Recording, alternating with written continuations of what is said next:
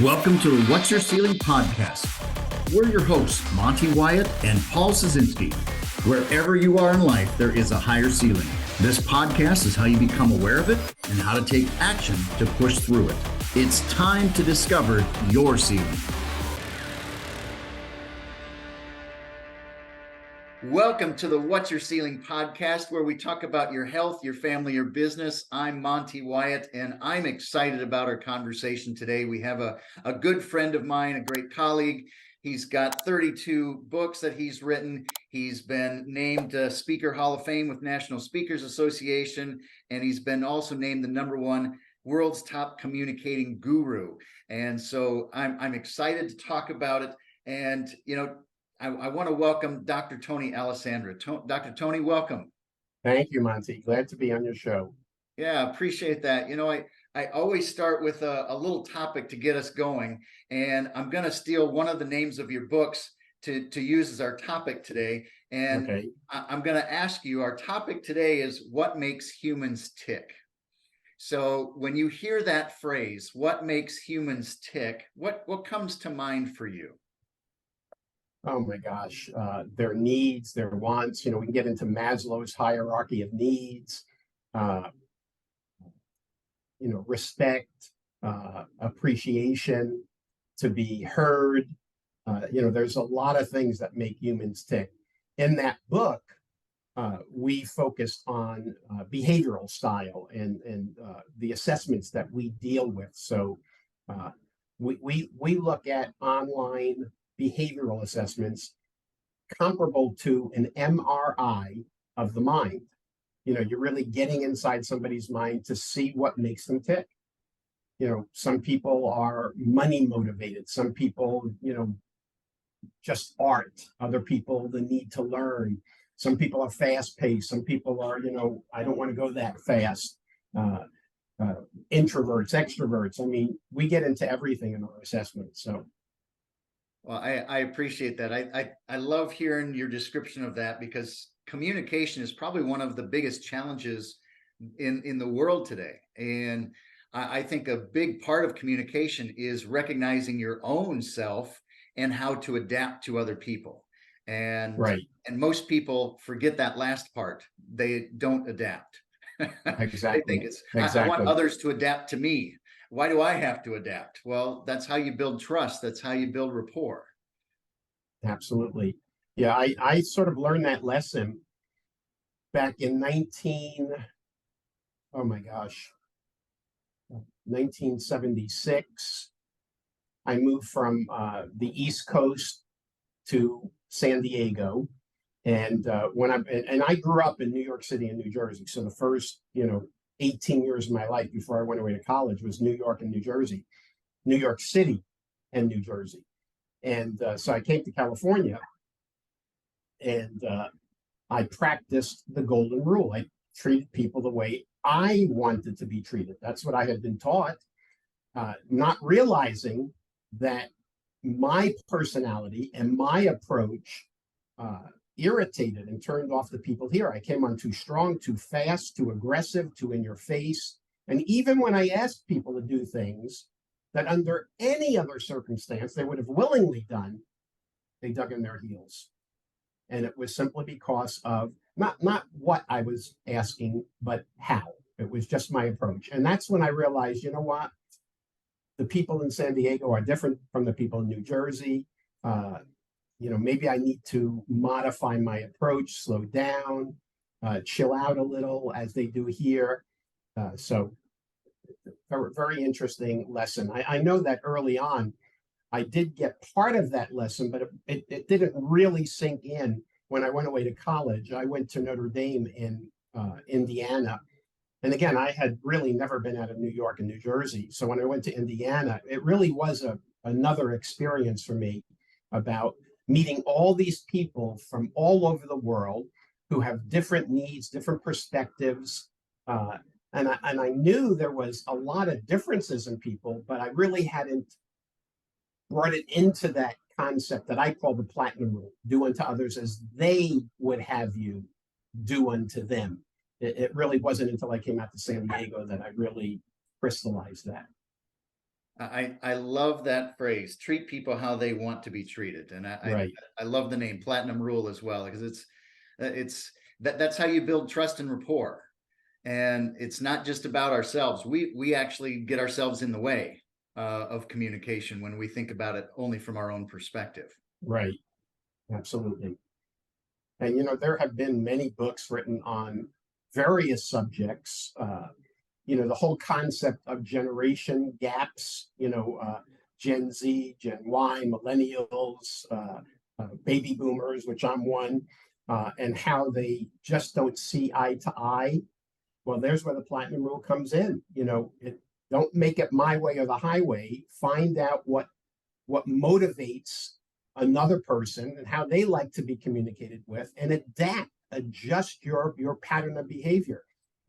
A big bestseller many years ago was Men Are From Mars, Women Are From Venus. I don't know if you remember that Yep. book. Oh yeah. And so the book, the premise was, one of the reasons that men and women have a hard time communicating is men speak in Martian and women speak in Venetian or Venusian, and so on. If men wanted to connect better with women, they would learn to speak Venusian, and if women wanted to connect better with men, they would learn also how to speak Martian, and so on. So even though the book never mentioned the platinum rule, that really was what it was all about. So Oh, that's fantastic. That's a good reminder. That's a great reminder. Wonderful. We call our show "What's Your Ceiling," and we want to hear stories. We want to hear how successful people like yourself have broken through different barriers or challenges or adjustments in their life, and how you were stronger afterwards. And right before the show, you mentioned you remember at 6 years old you broke through. I want to hear that story. yeah, now it's an unusual story, but I'm going to tell you because it really did have I think a major impact on my life. So we were living in the projects of New York City. Project was high-rise buildings, low income. My father was a New York City cab driver. My mother didn't work. So we were in the projects. And so there were four big buildings in a square. So building, building, building here. And in the middle of these buildings, there was a little, park, kids, things, etc. And one day, and I believe I was around 6 years old, one day, for whatever reason, some kid came up to me, a bigger kid, and we got into a fight and he beat me up. Right. So I went up to, I believe we're on the fifth floor of the high rise project, crying to my father. He happened to be home, and he knew what it was like to survive in the city. And he basically said, you have to go back down there. You're either going to face me or you're going to face this kid again, but you have to go back down there. And it was really going through a ceiling because I just lost the fight. And he said, you got to go back down there, fight that kid, and you need to win. And so I went back down because I was more afraid of my father than the kid, uh, and actually fought the kid and won. And it led to fight after fight after fight, and winning and winning and winning and winning, that created this sort of, I don't know, self-esteem, a way I carried myself, that I think people and friends could sense.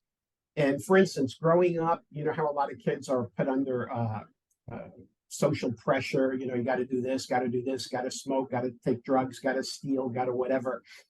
Nobody ever approached me, and tried to twist my arm or tease me into doing something that I did not want to do. They just never went down that path. So that was one ceiling, that ceiling of how I carried myself. Again, it goes back to when I was 6, and it really, I think, had a profound impact on my life. And so that was one ceiling. Another ceiling, which my mother basically taught me, is my mother used to tell me to always go the extra inch. The Now, extra I inch. know you were thinking a mile, weren't you? I was. Always go the extra mile. My mother said, no, going the extra mile is too far. Always go the extra inch. And here's what it was. And this was about breaking through a ceiling. She said, every day, try to go an extra inch to learn one new thing, to do one more push up or one more lap around the building, one more, learn another word, give another compliment. Literally, uh, fractional things to break through previous ceilings. You with me? Yep. Save an extra penny. Of course, penny was a lot in those days. So little by little, breaking through these ceilings, these barriers in every aspect of your life, okay, to improve. And my mother said, if you go enough inches, you will have gone a mile. Yeah. So it led me on the path of continuous self-improvement. I love it. Reading a lot of self-help books. A few of the books that really had impact on me in my early life were Psycho-Cybernetics by Maxwell Maltz. I love that book. And if your achievers have not read that book, I highly recommend to get a copy. It is fascinating. Psycho-Cybernetics is really the mechanics of the mind and how the mind works and how you can actually visualize things that's almost like practice. So, for instance, one of the examples in the book was, I guess, at a school during the recreation period, they had all these kids practice foul shots, right? Basketball foul shots, and then they put the kids in two groups of equal ability, and then for the next few weeks, had one group actually take the basketball and improve their foul shots. They had the other group do the practice of foul shots, but with no ball, just visualize it. And after a few weeks, they found that the group that was visualizing improved as much as the group with the basketball. So there's a lot of, there was a book years ago about inner skiing, visualization.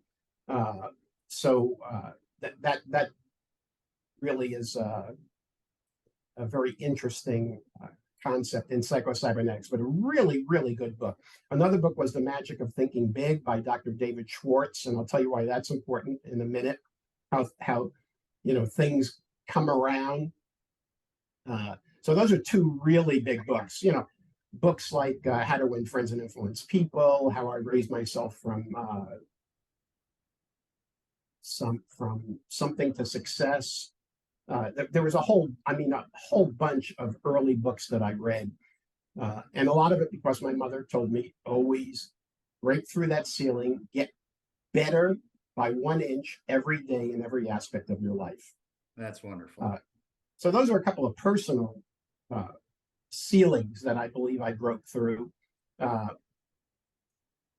When I was a senior in high school, I took my SAT test for college. I applied to a whole bunch of colleges, and you were able to apply to so many. And I had one blank. And one of my buddies said, why don't you put in the University of Notre Dame? You talk about them, you like them. I said, no, there's no way I would ever get in. Just put it in, he said. Just put it in. You have nothing to lose. All right, I'll put it in. I don't know how much long later, I was coming home from school. We took a school bus home, and I was walking, to my house in New Jersey. This was Toms River, New Jersey, the Jersey Shore, right near Seaside Heights. And as I'm turning the block where my house was, my mother is standing on the lawn waving an envelope. She was so excited. And she already opened it, of course. That's my mother. And she gave me the envelope, and it was my acceptance to Notre Dame. And I said, Mom, there's no way that we can afford me going to Notre Dame. Again, we were certainly not even middle class. And she said, look, your father and I really believe, have enough money to get you through your freshman year. And let's worry about your sophomore year, when it comes up. So anyway, I went to Notre Dame, great experience my freshman year. That summer, I figured I'd work in construction and try to earn enough money to hopefully make a dent in my tuition, room, board, books, etc. And after 1 week of construction, because that was not my strength, okay, this was a ceiling that I did not break through. And talking about ceilings, I was on the roof, all right, and I was hammering nails into the plywood on the roof, and the contractor, who was the father of a classmate of mine from the high school, came up to me, kneeled down beside me, put his arm around me, and said, "Tony, become a doctor." And that's how he fired me. So that night I went to a party, and one of the kids that was on the Toms River High School football team with me, who was a year behind me, so now he had just graduated. I was telling the story. I always was a storyteller, and I was telling the story, making people laugh about me on the roof and what happened. And he said, "Why don't you come work for my uncle?" And I said, "What does your uncle do?" "Well, you can come and sell cookware." It was a company called Salad Master. And he said, "You're persuasive. You're a storyteller. Come look at what we do. And I think you really can make a lot of money." So I decided to try it out. It turned out to be really a godsend, because in 9 weeks, just 9 weeks of selling cookware. Now, it was expensive cookware, really good commissions. I made several thousands of dollars. This was 1966. Several thousands of dollars, more than enough to pay transportation to and from Notre Dame, pay for my entire tuition, pay for room and board, pay for my books, and pay for spending money, just in 9 weeks. And it's interesting, as I was selling cookware in the Jersey Shore, one of the top salespeople for Salad Master in the country was a guy from Texas, who I'm sure you've heard his name, Zig Ziglar. Really? He sold the same cookware in the same company at the same time, but he was in Texas, I was in New Jersey. And I didn't know that until many years later, who he was. I mean, he wasn't a speaker at the time. Yeah. But again, that selling the cookware, and I did that also between my sophomore and junior year and junior and senior year, paid for all my tuition, sophomore, junior, senior years, everything. My parents didn't have to put out a penny. But again, it was the ceiling that I broke through, that, hey, I'm not just persuasive. I am a really good salesperson. And, maybe that could be my calling in life. But, right after I graduated from Notre Dame, I went into an MBA program at the University of Connecticut, and then became a university prof. It's interesting, and I know this may be a little off the subject, but I find it interesting about, when you're looking at your ceiling, sometimes you see dark clouds, and my whole thing is, there's always a silver lining in the dark clouds. So when I was at Notre Dame, I actually was a walk-on in my freshman year, walk-on the football team. Coach was Ara Parsegian. You may have heard that name. And you don't just walk on at Notre Dame. You have to go through all these tests. And I went through the tests. And I played football in high school. So I'm on the Notre Dame football team. This is now spring training, spring of '66.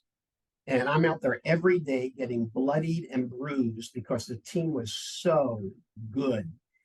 And that summer, I'm saying to myself, do I want to, when we go back in the fall, still do this every day, get beaten up every day, going back, hurting, and probably never getting into a game. So I decided, no, I'm going to switch. And I switched to rugby. and because I knew some of the people on the rugby team, it seemed like a lot of fun, quite dangerous, by the way, in terms of no pads, etc. And within 2 weeks, maybe three, I twisted my knee and snapped and tore everything in my right knee. So here I was, I had to get major surgery to repair my knee. The Notre Dame football team won the national championship that year. I would have gotten a ring, even just being, on the squad that, got beaten up every day. So, here's a couple of dark clouds. And now where's the silver lining? So I graduate from college. This is before I went to the University of Connecticut. And this was during the Vietnam War. And I got called in for my physical. And because of my knee, I failed the physical. Yeah. And who knows? I might not even be alive today. You never know. So that was sort of a silver lining.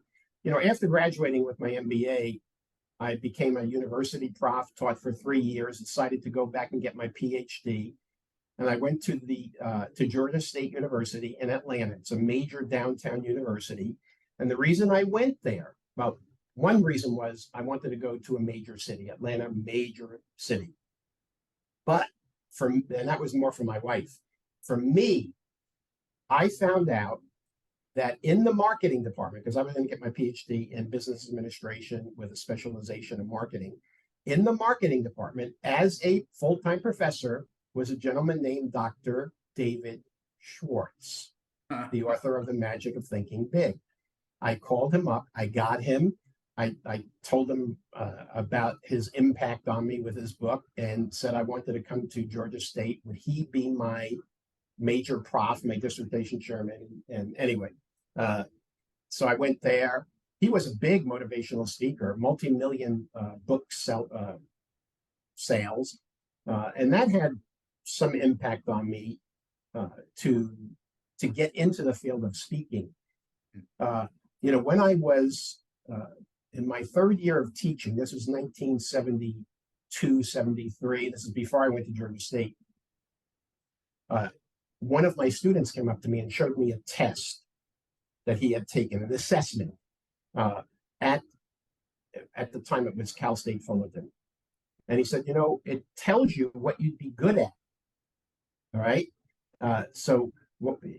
And profs can take the test for free. So I went and took the test. I looked at it when I got my results back, and I said, this is absolutely ridiculous.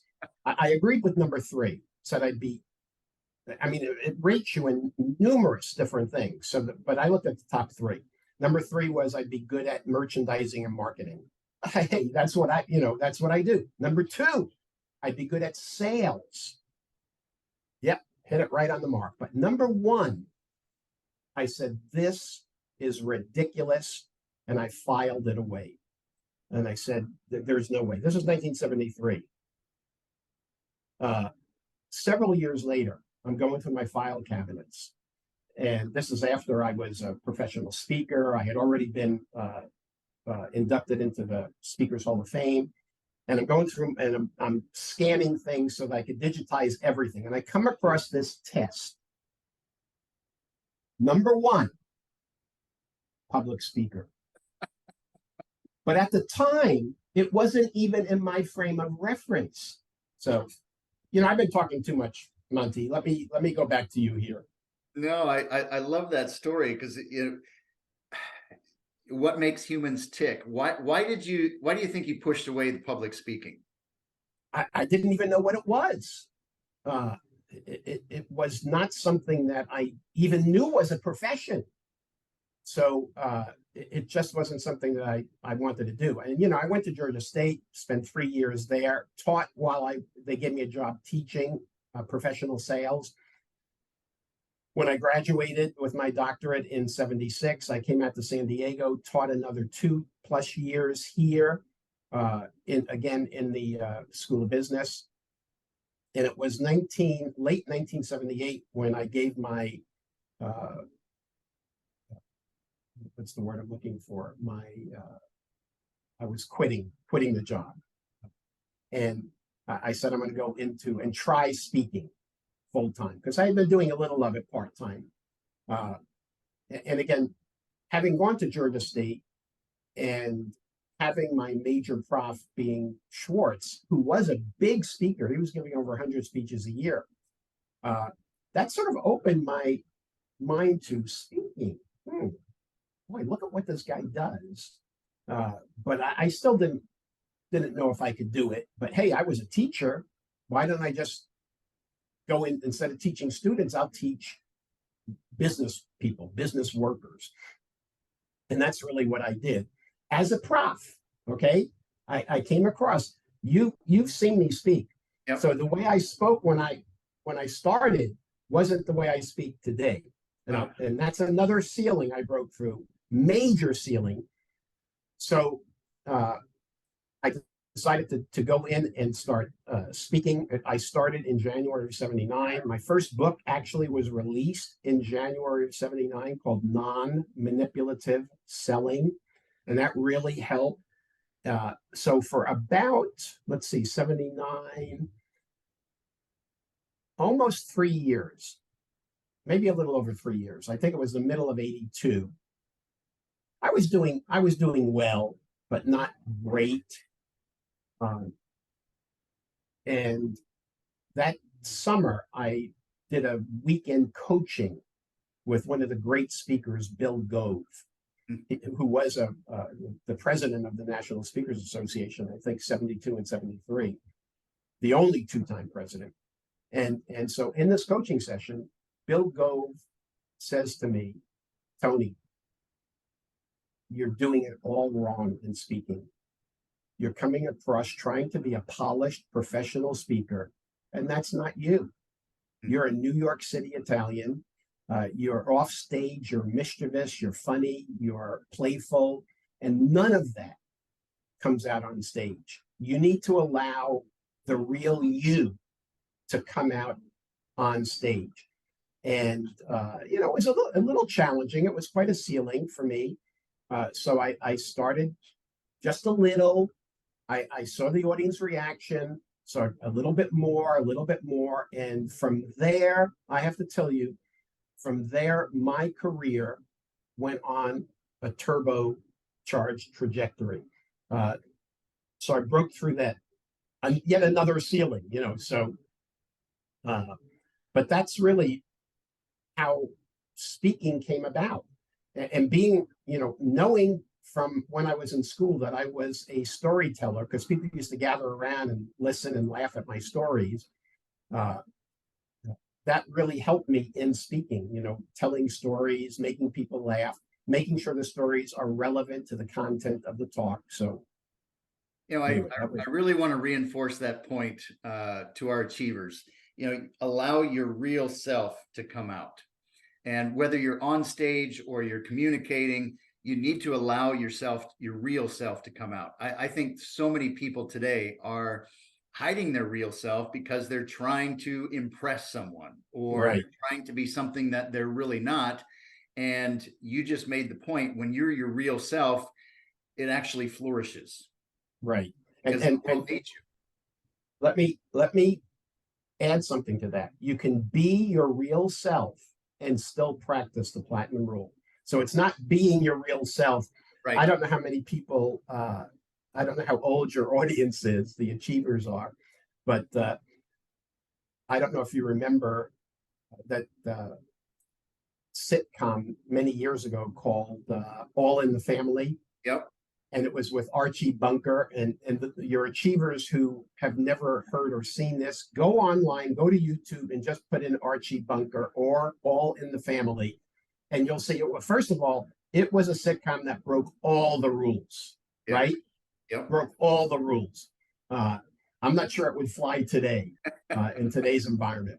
But Archie Bunker was one of those people who basically was, hey, it's my way or the highway. He would not change for anything. So he was his natural self, but in a way, it was a turnoff to other people. So yes, you can be, I really be your own self, but also keep in mind that you really do need to practice the platinum rule. Absolutely. I love that. To help our achievers, you've got some great experience from your assessments to your speaking to your books to working with a lot of leaders. I'd love to hear from you a couple of suggestions for our achiever, no matter what age they are. How can they be a great communicator? If you were to give them one or two tips to be a great communicator, what would you tell them? Well, a lot depends on uh, what type of communication it is. Is it with one-on-one or is it one-on-many? So let's talk about one-on-one. Okay, so one-on-one, one suggestion I would give is to listen more than you talk. All right. Uh, so that is crucial. And before you give any kind of advice, make sure you understand what the situation is. One of my sayings from the original non-manipulative selling book was prescription before diagnosis is malpractice. So all too often we jump in trying to solve a problem without fully understanding what the problem is, which, by the way, is great advice for a salesperson, right? Right. So that would be one thing in terms of one-on-one. In terms of one-on-many, let's just say you're actually speaking to whether it be a small group or a large group, do your homework. Find out about the group. What makes them tick? What problems are they experiencing? Before every speech, before every speech, I had what we call the pre-programmed questionnaire. And on that questionnaire, we would ask what problems, are the audience or is the audience experiencing right now? Whether it be a management audience or a sales audience or, lawyers, doctors. I've spoken to every kind you can imagine. But what is it they're experiencing, either in the workplace or with their customers or patients or clients? And it's really important to understand what's important to them. What are they suffering from, in a sense, right now that I can actually help them with? So I used to get into a lot of questions about, tell me about the group. What's the gender breakdown? What's the age breakdown? How long have they been working for the company, if it was a company related talk? But a lot of things like that. So learn as much as you can about the people you are communicating with. My team, my sales team, just came back from a couple of conferences where we had booths, and we did well. We could have done better, but we did do well. But we're always looking, go that extra inch. How can we be a little bit better? And so we do debriefs. So what worked, what didn't work, what would we do differently? And one of the things that came up was when my team was at one of these conferences, they were talking about, my team was talking about assessments and certifications and stuff like that. But evidently the group, the people walking around the convention, the attendees, were more interested in training. And if we had known that, we could have skewed what and how we were presenting to really connect with these people.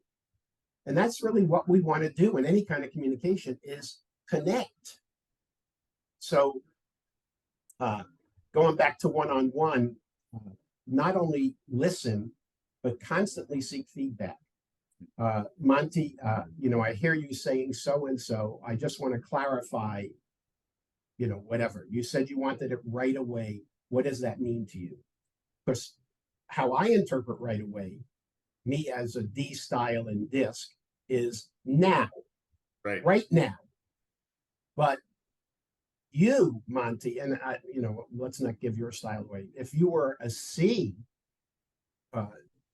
when you say I need it right away, it could be within a week when it is totally ready and workable and whatever. All the kinks have been worked out.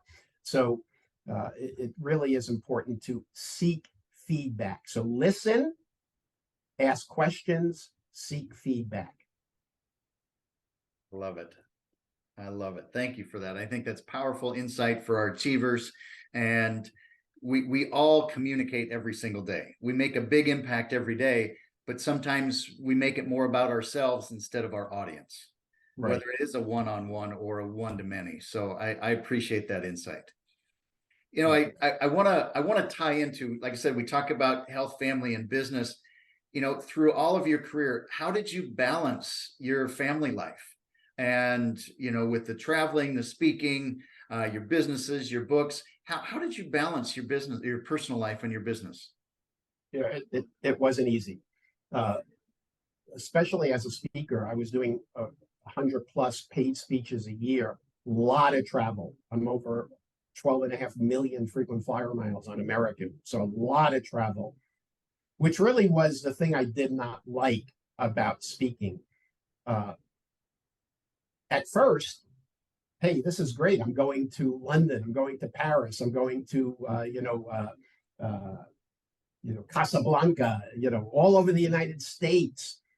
But after a while, it starts, really having an impact on you. Sleeping in different beds, in hotels, pillows that hurt your neck and your back, your body. Uh, all the travel on planes. I've had 4 sinus surgeries. Not nice. 4 sinus surgeries, and my ENT, my doctor, said, because you fly so much, let me tell you what's happening. And it doesn't happen to everybody quite like it happened to me, but to a lot of people. And he said, imagine your sinus is like a balloon, a brand new balloon, and how smooth it is. And that's the way your sinus should be, because any particles that get into your sinus cavity, you want it to simply slide out. And there's the balloon. But he said, every time you're going up and down in an airplane with the compression, decompression, whatever, what it's like is you're blowing up the balloon and letting out the air, blowing it up, letting it out, blowing it up, letting it out. And after a while, what happens to the balloon? It's an old craggly looking thing where stuff gets caught and it creates infection and sinusitis and stuff like that. But so back to how I manage. So I try to always be there for my kids, certainly their big events. All right. I would actually turn down a speech, or I would make certain accommodations to get back on time. Even tried to do that for baseball games with my son, or soccer games with my daughter. Wasn't always possible for those. But there did come a point in 2000 when I finally said, you know what? I can't go on like this. 1999, I did 99 paid speeches, really burnout. So I took my entire speaking staff to the side. I took my main person, Holly Catchpole, and I said, Holly, I'm going to create this business with you called Speaker's Office. And I'm going to have you manage me, and I'll get you 3 other speakers. And how you will get paid is commissions, not salary, nothing else. You take over the staff, you take over the office, you take over all the expenses, and you'll just make commissions on our 4 speakers. And of course, today, my gosh, now it's 20-something years later, she has such an incredible stable of speakers, Brene Brown, and it goes on and on. So anyway, and so I said to her, I'm going to build this assessment business. I've been in the assessment business already, but not as a true business. So I started the assessment business in January of 2000. And in August of 2000, I turned over the speaking business to her, the speaking management. And I said to her, as my assessment business grows, I'm going to cut back in speaking little by little by little. And so here we are today. I last year fully retired from speaking. Don't really want to or need to speak anymore. Certainly don't need it financially. The assessment business has grown to multiples of what I made in my best year speaking. So, and I can work right from home like I'm doing right here. There's one of my employees back there. Can you see him? Yep. Yeah, that's Sparky. That's Sparky. He likes to listen to what we're talking about and then give me some advice afterwards. Little things that how I can break through my ceiling.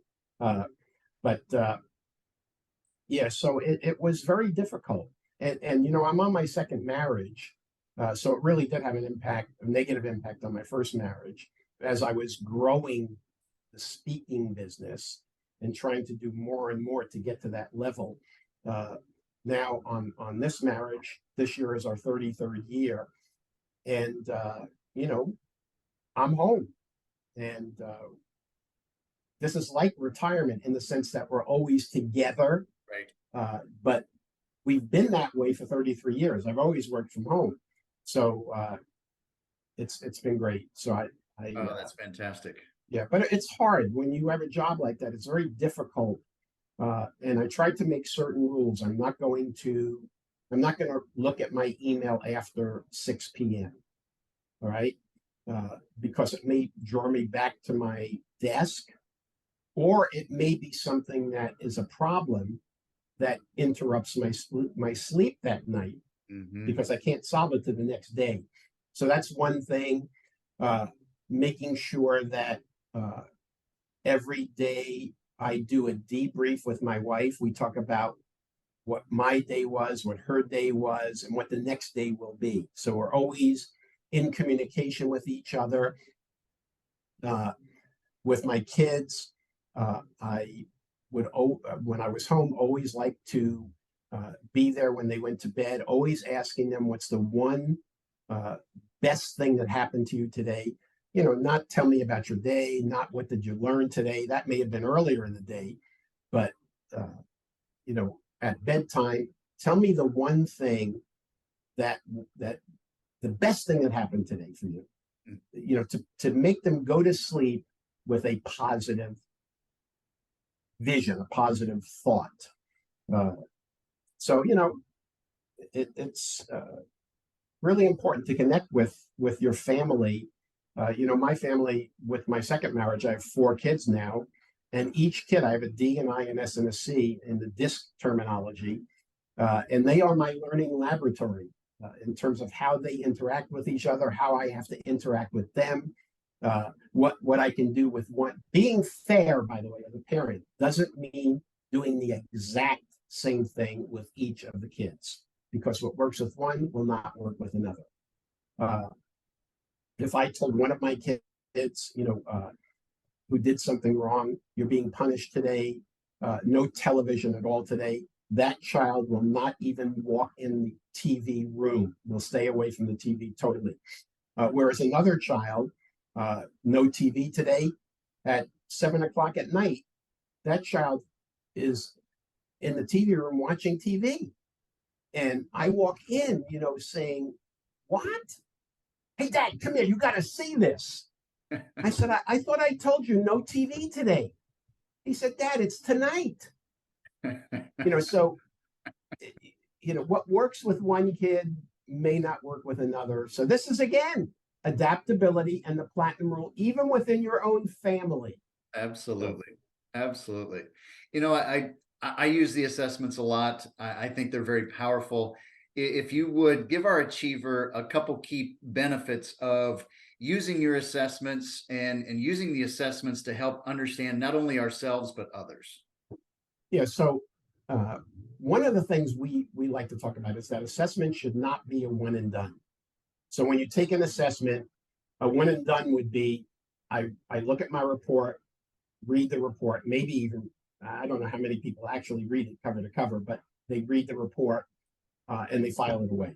That's a one and done. No. You need to keep it at hand because it tells you things like what motivates you,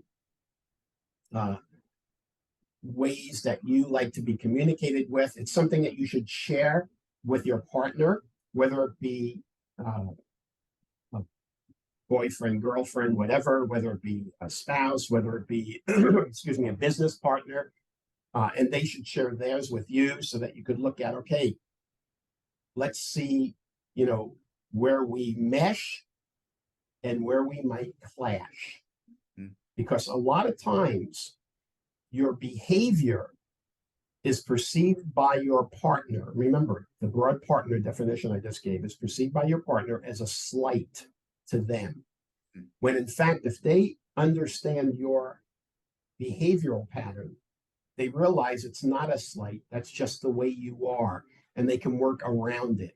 So I really think that in terms of interpersonal communication, it is absolutely crucial that two partners, we even have a kids disc, so parent and children, they could learn what makes them tick and adapt accordingly. Now, when we take it on the business level, it would be great to look at how an employee and manager communicate. So that's sort of maybe not a partnership, maybe not your significant other, but hey, how do we communicate? So how do I communicate with my immediate superior? How does my immediate superior manage, motivate, counsel, correct, etc. me on my style, with my style? A manager, a team leader, a small group, a small company CEO can get assessments for everybody on their team and or in their company, and use it for team building, for putting groups together to solve particular problems or create or plan for particular events.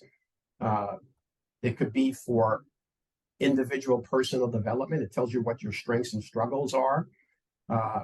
Monty, if we go to the assessment that you created, the 5 disciplines assessment, which is really an organizational assessment, it really tells you where your strengths and your struggles are. And here's an interesting thing. When we were first looking at and programming your assessment on our system, the assessments 24x7 assessment system, we took it internally.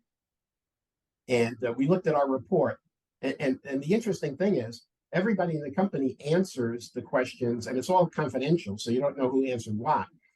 And so we did great in every area but one, and that was training. Really? And it's funny that we are, in a sense, a training organization. Yep. You know, the old thing about the shoemaker's children, don't have shoes. So we were lax in the one area that we were supposed to be telling other people to do. But your assessment, the 5 disciplines assessment, is a great assessment, especially for companies looking at where are our strengths, so that we can really celebrate them and make sure we don't drop. But more importantly, where are some of the areas that we can improve? How can we break through our ceiling in these various areas? So, different assessments do different things. There is selection. How can I hire from a group of candidates? How can I hire the one candidate who might be the best member of our team? Anybody that we hire, we have them take an assessment. We call it Higher Sense. It's the DISC assessment, the Motivators assessment, and the Hartman Value Profile. It's a combination of all 3. And then we have our internal person, Jennifer Larson, debrief it for our C-level people, me, Brandon, and Jared, and tell us, hey, would this person fit or not fit on the team?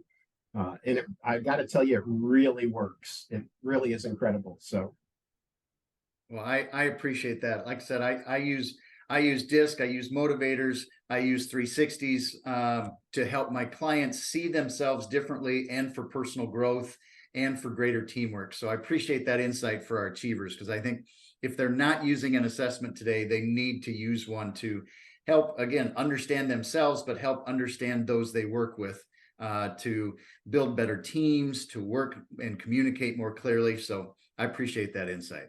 I've really learned a ton from you today. I just want to share a couple things that I've taken away from you. Number one is treat people how they want to be treated. That platinum rule, I think that's fantastic. And along with that, allow your real self to come out and practice the platinum rule. I think those those things are fantastic. And I love always go the extra inch.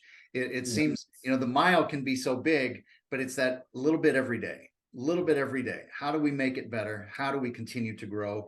And I love from what you said from early on, and you had to fight to win. And I think that's every day of life is we've got to fight to win. And from your learning, from your speaking, from how you continue to grow every single day, that helped you become who you are today. So I really appreciate your insights. A couple last questions I always like to ask is, number one, what do you want to be known for? What do you want to be known from the world and the people that you interact with?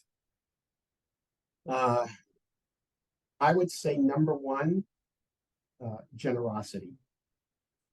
And the people who are closest to me know that I am incredibly generous, not just with money, but with time and advice.